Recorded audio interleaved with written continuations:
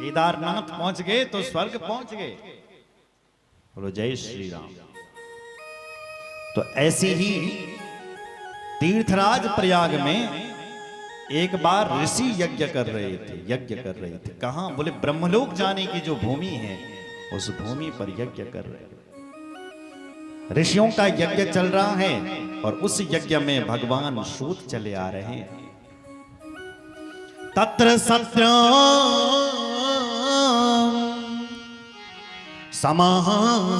समाकर्ण्या व्यास शिष्यो महामुनि आजगाम मुनिम दृष्टुम सूतः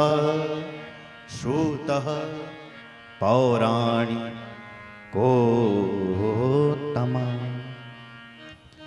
सूतः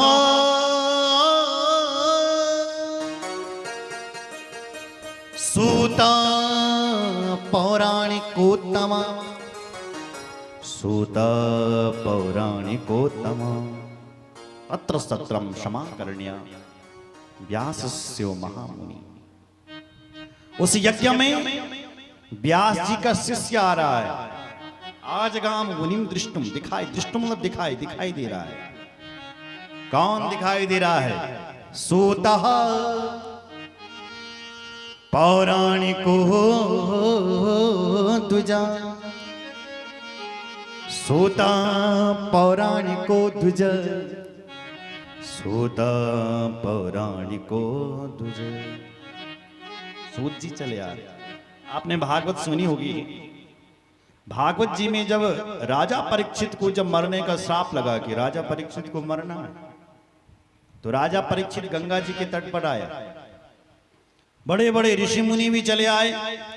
राजा परीक्षित ने पूछा, आप ऋषि मुनि आ गए, आपका स्वागत है। एक ही प्रश्न है मेरा, मेरे मानस किम कर्तव्य, मरने वाले को क्या करना चाहिए, ये हमारा प्रश्न है। तो कोई उत्तर नहीं दे सका। सब मौन हो गए कि मरने वाले को क्या करना चाहिए हम नहीं जानते। तो उस समय भी एक ऋषि आ रहा था। वो ऋषि कौन था? बोले वो भी भगवान था। कौन सा भगवान?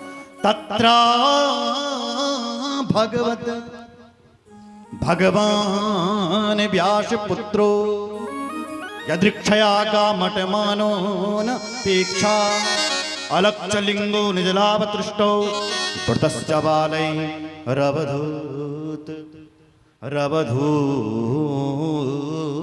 वैशा। उस समय व्यास जी का पुत्र चले आ रहा था और इस समय कौन आ रहा है? व्यास का शिष्य चले आ रहा है।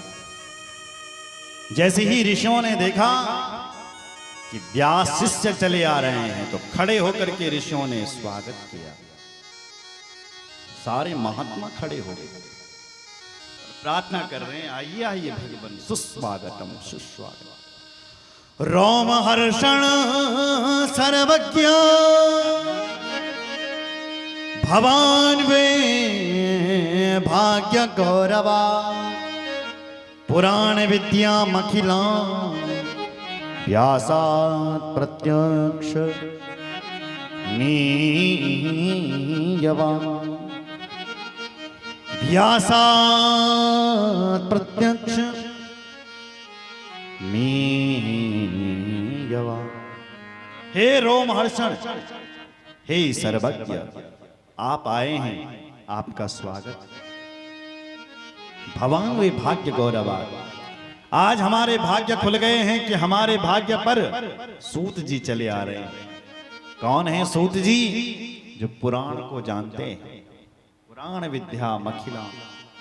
गुरुदेव आइए, आपको स्वागत। सूत जी को बुलाया, सिंहासन पर बिठाया, पूजयामास विधिवत, पूजन किया। और उसके बाद उन ऋषियों ने उन सूत जी से प्रश्न किया। क्या प्रश्न किया?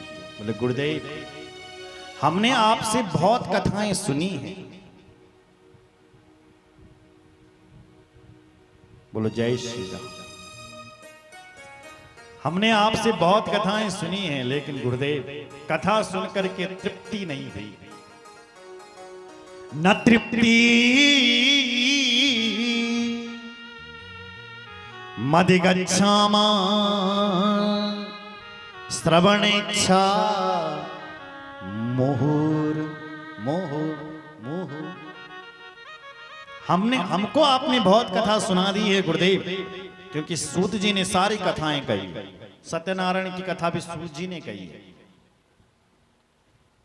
बोलो जय श्री। इसलिए कह रहे हैं कथा तो बहुत सुनी है, लेकिन तृप्ति नहीं मिली है। न तृप्ति ही गच्छामा, अभी तक तृप्ति नहीं मिली।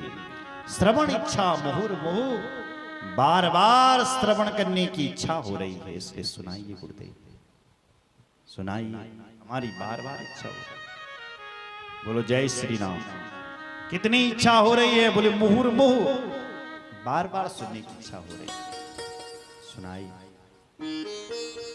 जो ये कहता है कि मैंने बहुत कथा सुन ली, लगता है उसने सुनी ही नहीं है।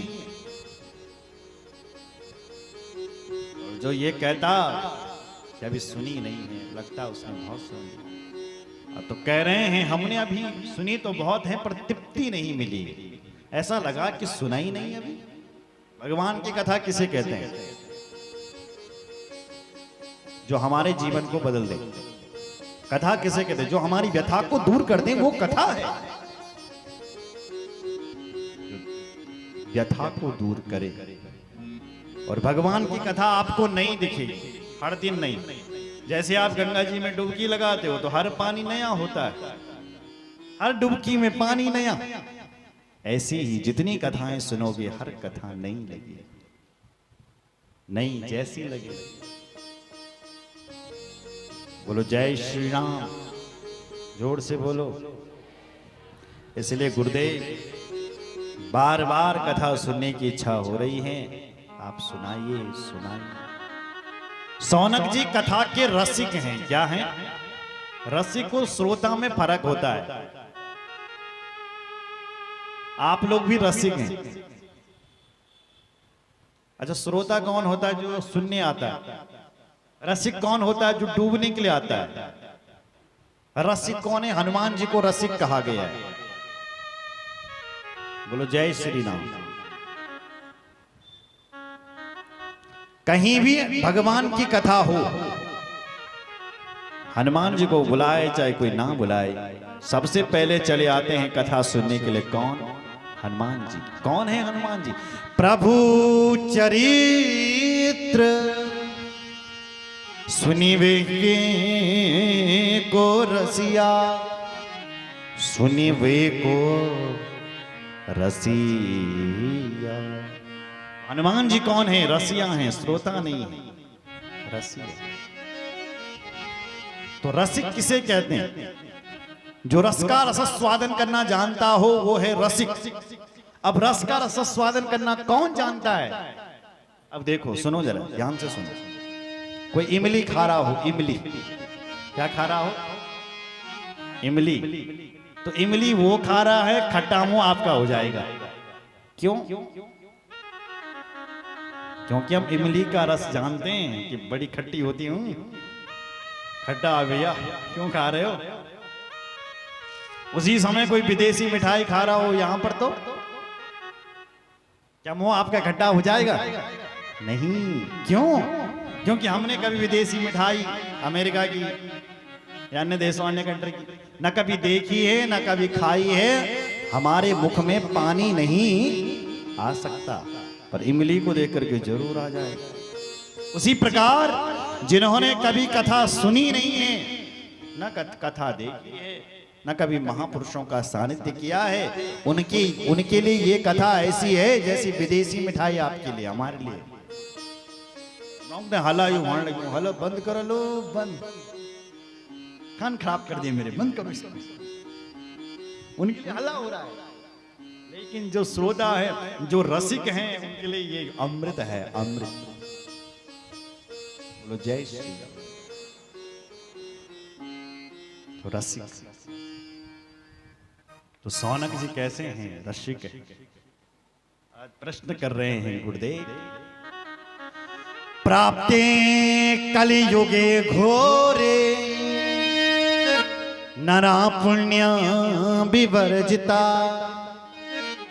दुराचार रता सर्वे सत्य वार्ता परामुखा। हे गुरुदेव, प्राप्ति कलयुग है, घोरे घोर कलयुग आ गया है। ऐसा लग रहा है कि अभी घोर कलयुग आ गया, अभी कलयुग का प्रथम चरण चल रहा है। बोलो जय श्री राम। पर गुरुदेव ऐसा लग रहा है कि घोर कलयुग आ गया है। इस कलयुग में लोग पाप की तरफ ज्यादा जा रहे हैं और पुण्य की तरफ कम जा रहे हैं। इसलिए जब पुण्य होगा तो सुख होगा, सुख होगा तो आनंद होगा। पर लोग सोच रहे हैं कि पाप कर्म में ही सुख रखा हुआ है, इसलिए पुण्य की ओर लोग कम जा रहे हैं, पाप की तरफ ज्यादा जा रहे हैं। दुराचार रता सर्वे सत्यवार्ता परामुखा। सत्यवार्ता परामुखा। सत्य भी बोलने के लिए कोई तैयार नहीं। एक बार जो सत्य बोल देता है तो दूसरी बार कहता है हमारा ही नाम हरिश्चंद्र है। हरिश्चंद्र का नाम सुना है ना? हरिश्चंद्रो समो राजा न भूतो न भविष्यति। देवी भागवत कह रहा हरिश्चंद्र जैसा राजा दुनिया में कोई नहीं होगा, न भूतो न भविष्यति, क्योंकि वो सत्य पर अड़ा है बिल्कुल। तो गुरुदेव सत्य तो रहा नहीं, लोग दुराचार की ओर जा रहे हैं, इसलिए उनको समझा कर कि हम सत्याचार की ओर कैसे लाएं, आप कोई उपाय समझते हैं तो कृपा करके हमें बताइए गुरुदेव, हमें बताइए। श्री सूत जी महाराज बोले ऋषियों जरूर बताऊंगा, पर मैं कल से 3:30 बजे से बताऊंगा। आज वाणी को यहीं पर विराम, शेष चर्चा कल होगी। बोलो शंकर भगवान की जय। हर हर महा